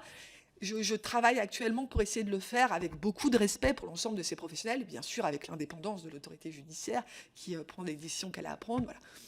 Je pense qu'un des biais pour entrer dans ce sujet, c'est de prendre la loi du 7 février 22 et de revenir vers les juges des enfants et l'ensemble de la filière justice et l'ensemble de la filière enquête en leur disant, voilà, ce qui a été repoussé par le législateur, comment on s'en saisit, comment on reprend les formations, comment on reprend le dispositif, avec beaucoup de respect pour ce que font tous ces professionnels. Voilà. Je finirai sur ce sujet-là en disant que les UAPED, dont vous avez voté l'extension et dont vous avez vanté le financement, sont un lieu absolument exceptionnel qu'il nous faut entretenir et maintenir. Pourquoi? Parce que dans ces UAPED, vous avez du partage de vision professionnelle entre des enquêteurs, entre des médecins, entre des éducateurs, des assistants sociaux, au service des enfants et au contact des familles. Ce sont des lieux absolument essentiels et dont il faut prendre exemple justement pour travailler ça en élargissant peut-être à la sphère judiciaire pour qu'elle soit mieux accompagnée dans ces problématiques. Alors, le tiers digne de confiance, extrêmement compliqué dans une justice des mineurs qui a amorti, et je sais évidemment de quoi je parle, la réforme du Code de justice pénale des mineurs. Quand je dis amorti, c'est pour pas dire de mots plus... Voilà, donc ils sont franchement... Il faut saluer le travail qui a été fait par la justice des mineurs, qui a quand même absorbé une révolution que vous avez votée et qui a à la fois attaqué les stocks et s'est mis globalement, entièrement dans la réforme avec un engagement qu'il faut vraiment reconnaître. Je sais que souvent les juges des enfants sont regardés de manière un peu sévère par les acteurs publics. Ils ont fait un travail exceptionnel dans des juridictions parfois très complexes. J'en profite, pardonnez-moi, pour saluer leur travail. Une fois qu'on a dit ça, la crise sanitaire plus le CJPM a fortement perturbé la justice civile des mineurs. La crise sanitaire, n'oubliez pas, toutes les décisions ont été maintenues sans revoir les familles. Donc, ils sont en train de revoir tous les dossiers de justice, enfin de protection des mineurs, en plus du stock qui s'est constitué, en plus du voile qui a été levé sur les violences intrafamiliales qui font qu'ils sont beaucoup plus saisis. Voilà. Pour différentes raisons, on en a déjà évoqué avec le garde des Sceaux, on a besoin d'un pilotage un peu plus fort, respectueux de l'indépendance des magistrats, de nouveau, c'est pas moi qui vais dire autre chose, vous le savez, mais quand même d'un pilotage un peu plus fort de la justice des mineurs. On a un problème de chiffres, de données, pour différentes raisons. Toutes les applications faites par le ministère de la Justice, vous savez, qui a un ambitieux plan numérique, n'ont pas intégré la justice civile des mineurs. Et donc là, maintenant, il faut clairement accélérer sur ça pour accompagner au mieux la justice des mineurs. Nous ferons un effort au sein du GIP sur les données en matière de protection des enfants. Il faut que ça aille jusqu'au bout. Enfin, quand je dis jusqu'au bout, il faut évidemment que ça intègre les données des juges des enfants. Vous avez évoqué la situation des MNA. Nous sommes incapables aujourd'hui de donner des chiffres précis sur les MNA qui viennent directement devant le juge des enfants, sur ceux qui passent par l'étape du département, sur ceux qui font l'objet de recours devant le juge des enfants ou de recours devant la cour d'appel après décision du juge des enfants. Donc tout ce process dont vous savez qu'il est compliqué quand la minorité est contestée, on est incapable de l'étayer avec des chiffres. C'est inacceptable dans un pays comme le nôtre. Il faut clairement avancer sur ce sujet. Vous m'aviez posé la question des RDZ, Madame la Présidente, peut-être, de nos mineurs qui sont rentrés maintenant. Alors, quelques chiffres, plus de 200 mineurs de retour de zone sont aujourd'hui pris en charge sur notre territoire depuis qu'ils sont rentrés par 3 canaux différents, comme vous le savez. Un canal spontané, des familles sont rentrées toutes seules. Elles sont évidemment, quand on les connaît, pris en compte en ce compris dans le champ de la protection de l'enfance. Vous avez des retours par ce qu'on a appelé le protocole Cazeneuve, qui sont des expulsions qui ont eu lieu par le territoire du 93, par Roissy, en provenance de Turquie. Et puis, vous avez les différents retours organisés par l'État qui se sont appelés Opération Baudelaire. Et nous sommes, sauf erreur de ma part, à la 6e Opération Baudelaire. Le dispositif de prise en charge sur notre territoire a été donc à la fois mis en place, expérimenté grâce à ces retours perlés qui ont pu être contestés, mais qui ont quand même permis de découvrir, de découvrir la réalité de ces enfants dont on sait quand même qu'ils ont de 0 à 16, 18 ans maintenant, et puis aussi de former et de permettre un vrai travail interdisciplinaire sur notre territoire. Le 93, et de nouveau, permettez-moi de remercier les professionnels du 93, ont créé un dispositif ad hoc dès l'arrivée des premiers enfants retournés de Syrie, avec un travail très intégré autour des CEPRAF, ces cellules autour du préfet de lutte contre la radicalisation, dont certaines ont été dédiées aux mineurs de retour de zone, avec à la fois l'autorité judiciaire, le parquet national antiterroriste qui pilote depuis Paris, le parquet territorial, le juge des enfants, la protection judiciaire de la jeunesse qui fait une double mesure avec le département. Systématiquement, une double mesure éducative est mise en place, protection judiciaire de la jeunesse et aide sociale à l'enfance. Le monde de la santé, évidemment, et l'hôpital Avicenne a mis en place un dispositif totalement dédié à la fois d'accompagnement des enfants, mais aussi d'études dans le temps, pour pouvoir voir leur évolution, évidemment, dont on sait que, par définition, elle sera complexe. Je ne vais pas vous apprendre, évidemment, ce que vous imaginez bien, c'est que même un enfant de 2 ou 3 ans qui aura vécu des choses, évidemment, pourra avoir des réminiscences à l'adolescence et même plus tard, compte tenu des violences auxquelles il aura assisté. Donc le traumatisme, bien sûr l'éducation nationale pour accompagner au mieux l'intégration de ces enfants et le retour à l'école avec des familles d'accueil qui ont été formées spécifiquement. Donc ça, c'est le dispositif 93 qui a été dupliqué dans le 78, là où ont atterri les avions en provenance de Syrie par les rapatriements qui ont été organisés par l'État. Grâce à ça, on a pu établir une instruction du Premier ministre. Il y a eu une première instruction, pour vous dire comme ça a été construit et suivi, par M. Cazeneuve, puis par M. Philippe, et puis une reprise par M. Castex en avril dernier. Donc on est vraiment sur un dispositif pris en compte par Matignon avec des instructions extrêmement claires à l'ensemble des acteurs.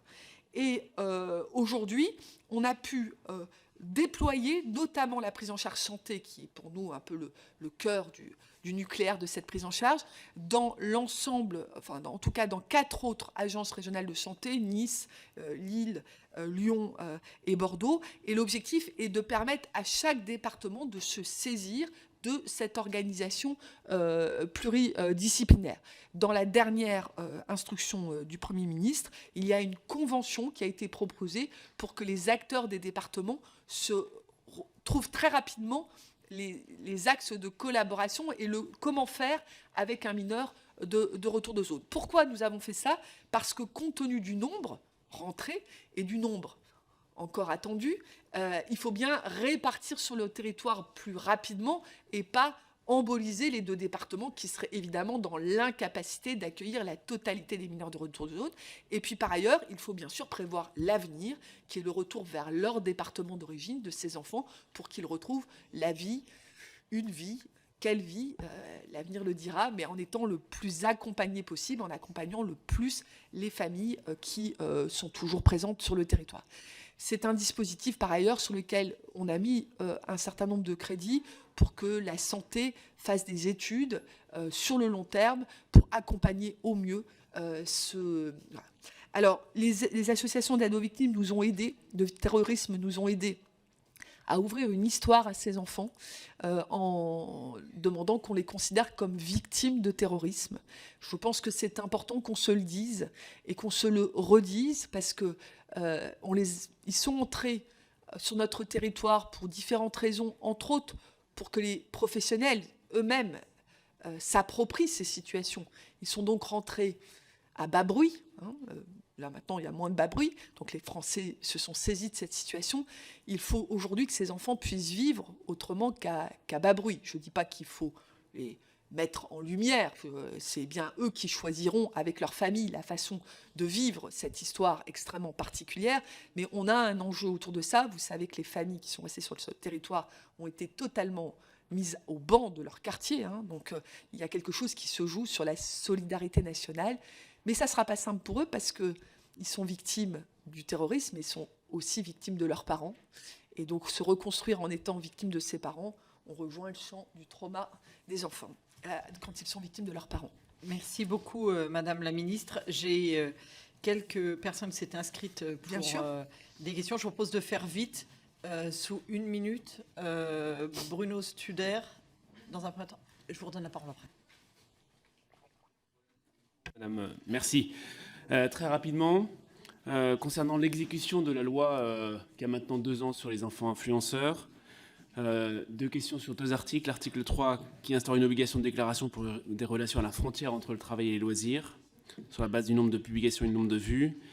Ça nécessite un décret pour lequel la Direction générale des entreprises a organisé une consultation publique des parties intéressées en septembre dernier. Est-ce que vous avez déjà des premières consultations de cette consultation?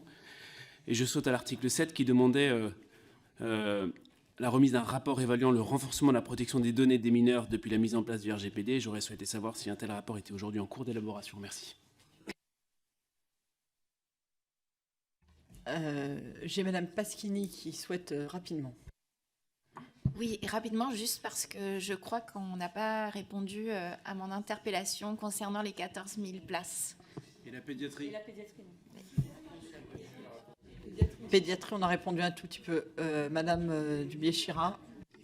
Oui, merci Madame la Présidente. Juste 2 choses. Revenir sur la prise en charge psychologique des enfants victimes de violences.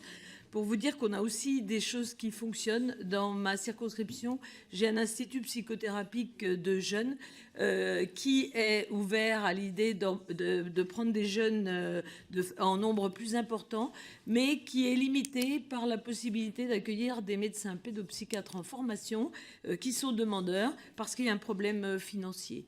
D'autre part, j'avais interpellé Adrien Taquet sur ce sujet parce qu'il leur manquait 30 000 € par an pour accueillir. Je trouvais que c'était quand même quelque chose d'intéressant. L'autre chose, c'était la prise en charge aussi en centre d'éducation fermé, prise en charge psychologique en milieu rural. Moi, j'ai un centre d'éducation fermé aussi où c'est assez difficile de faire venir des pédopsychiatres. Et la deuxième chose, c'est sur l'autorité parentale. Vous vous êtes prononcé sur le fait de demander au juge, enfin le juge a la possibilité d'exécuter cette suspension d'autorité parentale qui ne utilise pas toujours régulièrement ou de façon plus stricte. Qu'en pensez-vous? Merci, cher collègue. Madame Valentin, puis Monsieur Walter. Oui, c'est moi, Madame Martin, non, je vous en prie. Madame la Ministre, Madame la Présidente, merci. Juste 2 mots, je constate, Madame la Ministre, avec beaucoup d'espoir, que vous prenez très au sérieux le suivi des enfants qui souffrent de troubles cognitifs, ces handicaps invisibles que sont les dyslexies, les troubles de l'attention, les hauts potentiels, et qui sont vécus par les familles souvent comme un véritable cataclysme. Et vous avez évoqué effectivement les AESH qui, dans le maillage, sont un maillon essentiel dans l'accompagnement de ces enfants. Or, force est de constater aujourd'hui, près d'1 mois et demi après la rentrée scolaire, que beaucoup d'enfants qui se sont vus attribuer une AESH n'en ont pas encore ou ont une AESH mutualisée alors qu'ils nécessiteraient une AESH individuelle. Que comptez-vous faire pour renforcer ce dispositif et renforcer aussi la formation de ces personnes très importantes dans le dispositif? Merci. Monsieur Walter. Merci Madame la Présidente. Madame la Secrétaire d'État, vous l'avez évoqué, on avait souligné l'importance. La Ciivise a publié le 31 mars dernier un premier rapport sur son travail et des conclusions intermédiaires aussi effrayantes que salutaires. Le fléau des violences faites aux enfants, des violences intrafamiliales et donc de l'inceste n'est malheureusement pas une nouveauté ni une découverte. Ce qu'il est en revanche, c'est la prise de conscience de l'ampleur du phénomène et du fait qu'il n'épargne aucune catégorie sociale, aucun milieu, aucune institution. Je me souviens de la sidération des professionnels de l'enfance et en particulier des enseignants lorsqu'au début de l'année 2021, des études ont démontré que dans chacune de leurs classes, un enfant, sans doute 2, en était victime. De leur désarroi aussi pour faire face en adulte, en pédagogue, en éducateur, de leur solitude. Le rapport de la Civis trace 4 axes d'action: repérer, traiter, réparer et prévenir. Il liste 20 préconisations courageuses, concrètes et réalisables. Il apporte enfin les réponses que les professionnels de l'enfance et de la jeunesse attendent pour combattre et éradiquer ce fléau. La synthèse qui ouvre le rapport le dit avec force: la protection des enfants n'attend pas. Ma question est donc la suivante. Comptez-vous suivre ces préconisations? Pouvez-vous nous donner une première idée du plan d'action du gouvernement? Et question corollaire, comptez-vous associer les parlementaires et en particulier celles et ceux qui composent cette délégation à ces travaux? Merci, chers collègues. Merci. J'en prends 3 et après, on laissera répondre la ministre rapidement. Madame Perron, Oui, alors- Madame Hugues et Madame Guecci-Bolognese qui sont Oui, alors inscrites. très rapidement, je vais rebondir sur les troupes du neurodéveloppement. Il y avait eu dans un communiqué du 6 avril 2021, dont votre prédécesseur Adrien Taquet et Sophie Cluzel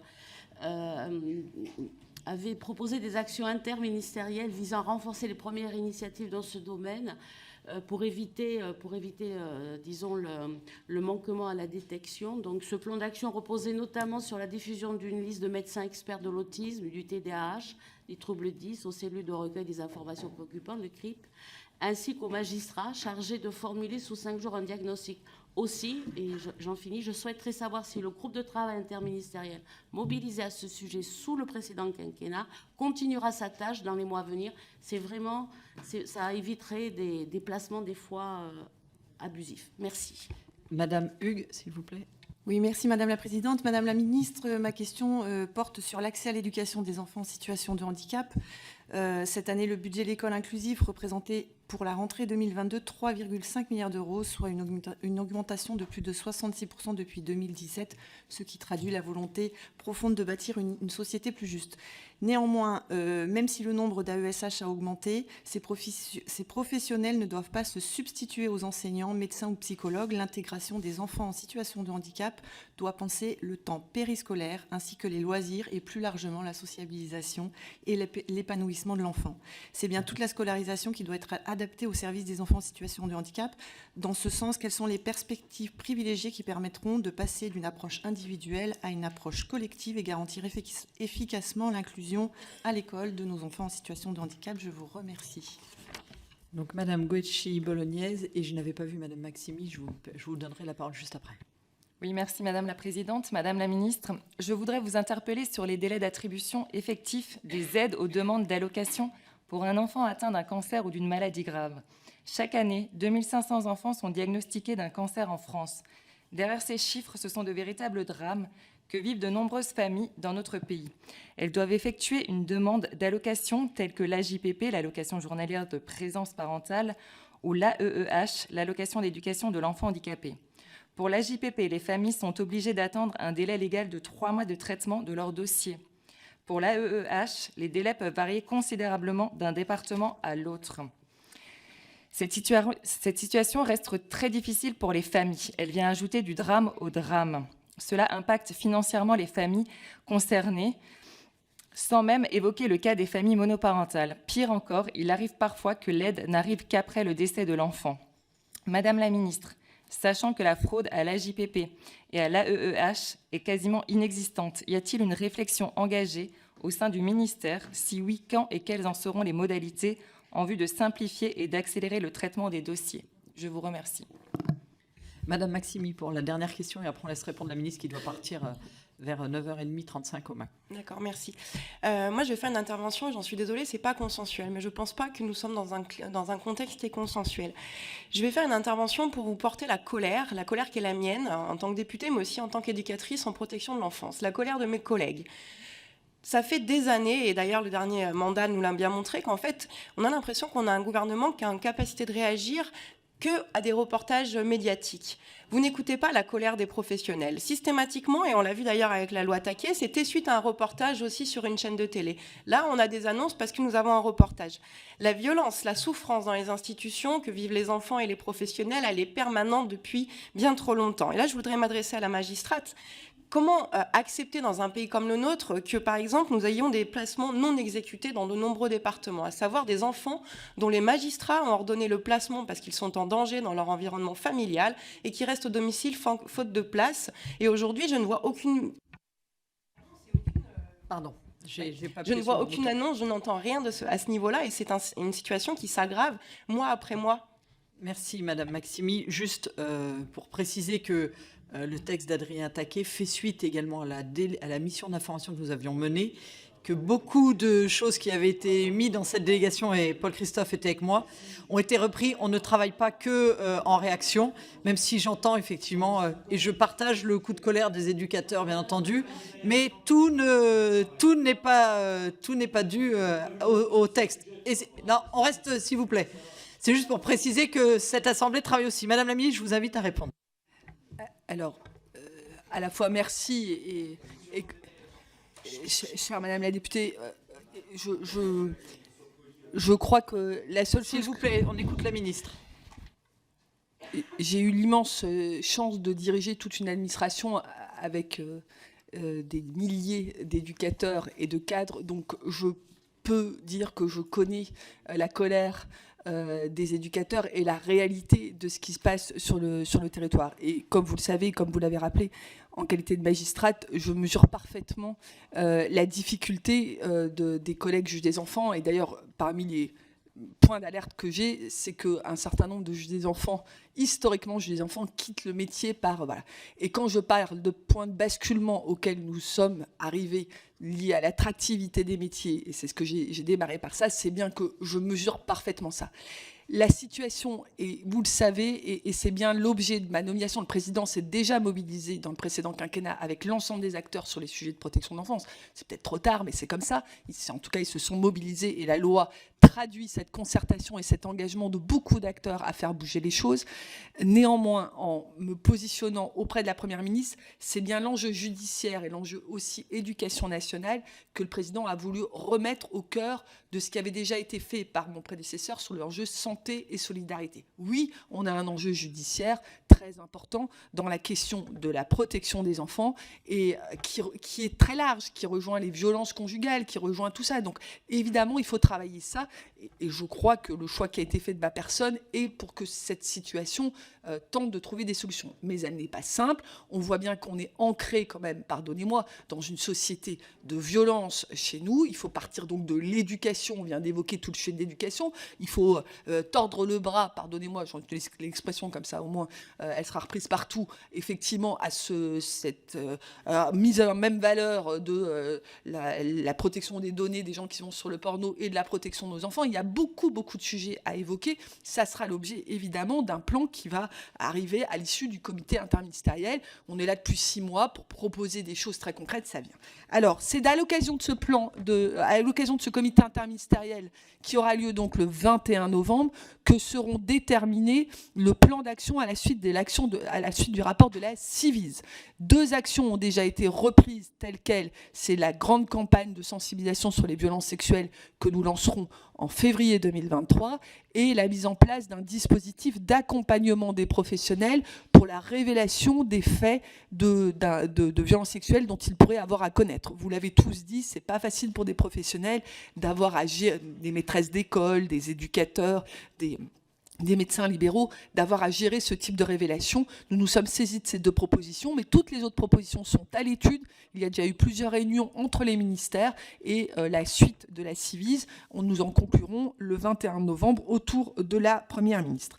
J'ai beaucoup parlé de la situation de l'accueil des enfants handicapés, la question des équipes de la pluridisciplinarité qui doit intégrer les AESH dedans. Vous voyez bien, et vous l'avez dit, que nous sommes sous forte pression avec une augmentation des prescriptions d'AESH faites par les MDPH, pardonnez-moi d'utiliser des sigles, mais je pense que vous les connaissez parfaitement.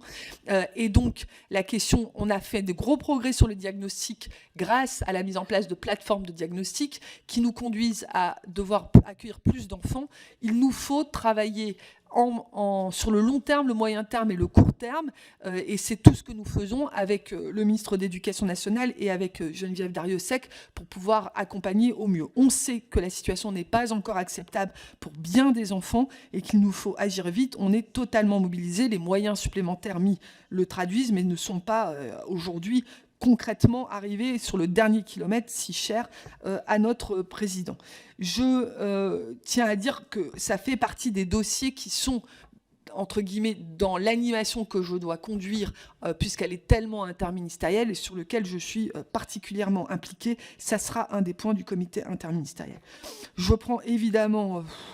J'en avais déjà entendu évidemment parler, mais évidemment cette histoire de prise en charge à la fois des voyages des parents qui viennent d'outre-mer ou de la facilitation des démarches quand un enfant est atteint d'un cancer, il ne devrait même pas y avoir de débat. Je vais m'en saisir et bouger les lignes autant que possible, le plus rapidement possible. C'est juste inacceptable. Est-ce que j'ai oublié quelque chose? Ah oui, non, si, bien évidemment, madame, ne le voyez pas. Alors, nous avons réuni l'ensemble des associations, pardonnez-moi, la semaine dernière avec monsieur Klein. Évidemment qu'il y a une problématique dont nous avons saisi la Première ministre et le Président de la République entre le nombre de places qui ont été réduites et le nombre d'enfants officiellement à la rue, même si, et je tiens à le dire, les chiffres sont compliqués parce que entre un enfant qui, effectivement, est dehors et un enfant qui est dans une voiture ou un enfant qui est dans une cave, les chiffres sont de toute façon plus importants que, hélas, ce que disent les associations. Nous en avons parfaitement conscience. Nous travaillons donc à la fois pour qu'un certain nombre de places ne soient pas fermées, même si, vous l'avez dit, madame, la solution de l'hébergement d'urgence n'est jamais une solution qui peut durer. Nous travaillons donc toujours à la question très complexe de la répartition et de l'utilisation de tout notre territoire et des moyens de tout notre territoire, parce qu'aujourd'hui, une des difficultés, c'est qu'il y a une forte concentration dans certaines métropoles et donc une difficulté à avoir de l'hébergement d'urgence dans une période où, par ailleurs, on sait qu'on avait pu utiliser les hôtels qui étaient peu utilisés pendant la période Covid et qui aujourd'hui demandent à accueillir plutôt des touristes que de l'hébergement d'urgence. Donc on a un sujet quand même de décongestionnement dans le respect de la vie de ces familles, parce que vous l'avez dit, madame, des enfants sont parfois suivis dans un hôpital, donc les envoyer même à quelques dizaines de kilomètres, c'est pas si simple que ça, mais pour autant, ça peut être une vie meilleure qui leur est proposée, parce qu'on trouve des logements plus adaptés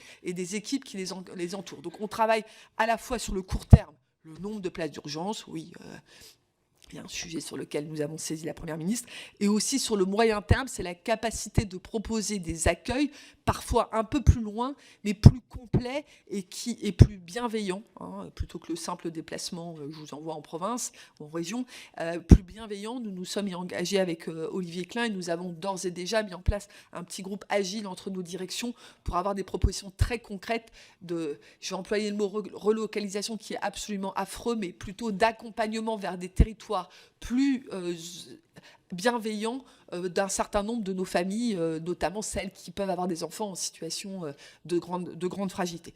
C'est évidemment inacceptable qu'un enfant soit dans la rue en 2022. Alors, les décrets, monsieur Studer, on en a déjà parlé. Donc, la concertation qui a été ouverte avec l'ensemble des acteurs du numérique, ils avaient jusqu'au 6 octobre pour nous répondre. C'est actuellement en cours d'exploitation par l'ensemble des administrations et donc on devrait rapidement arriver au décret qui se décline. On aboutit, vous savez, vous vous souvenez, les enjeux étaient entre autres d'emmener les plateformes avec nous. Je suis plutôt résolument optimiste sur le fait qu'on va pouvoir élargir au maximum l'impact du décret sur l'ensemble des acteurs. S'agissant des influenceurs, pardonnez-moi, Joker, laissez-moi quelques minutes pour refaire le tour. Je suis pas capable de vous répondre en direct sur cette question et je sais qu'elle est importante et je préfère ne pas dire de choses inexactes. Merci, je reviendrai vers vous. Madame la ministre. j'ai beaucoup de collègues qui sont frustrés. Je vous propose que dans reviendrai. quelques mois, on fasse un petit point d'étape et que vous reveniez. Mes chers collègues, si vous pouvez juste rester 2 petites secondes, je raccompagne Madame la ministre. Et après, j'aurais juste échangé 2 mots avec vous. J'en ai vraiment pas pour très longtemps. Je vous remercie. Merci beaucoup. Merci à vous.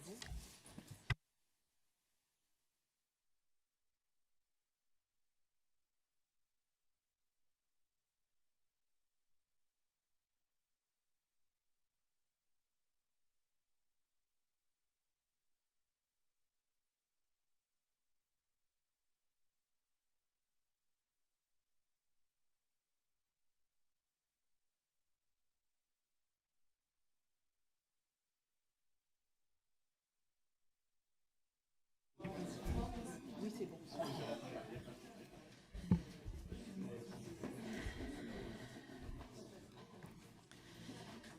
Mes chers collègues, quelques points. Donc, nous avons tenu notre première réunion de bureau la semaine dernière. J'invite les groupes qui n'ont pas de poste dans le bureau, mais qui souhaiteraient venir, comme nous l'avions proposé au moment du bureau, à nous faire remonter le correspondant pour qu'on puisse vous envoyer les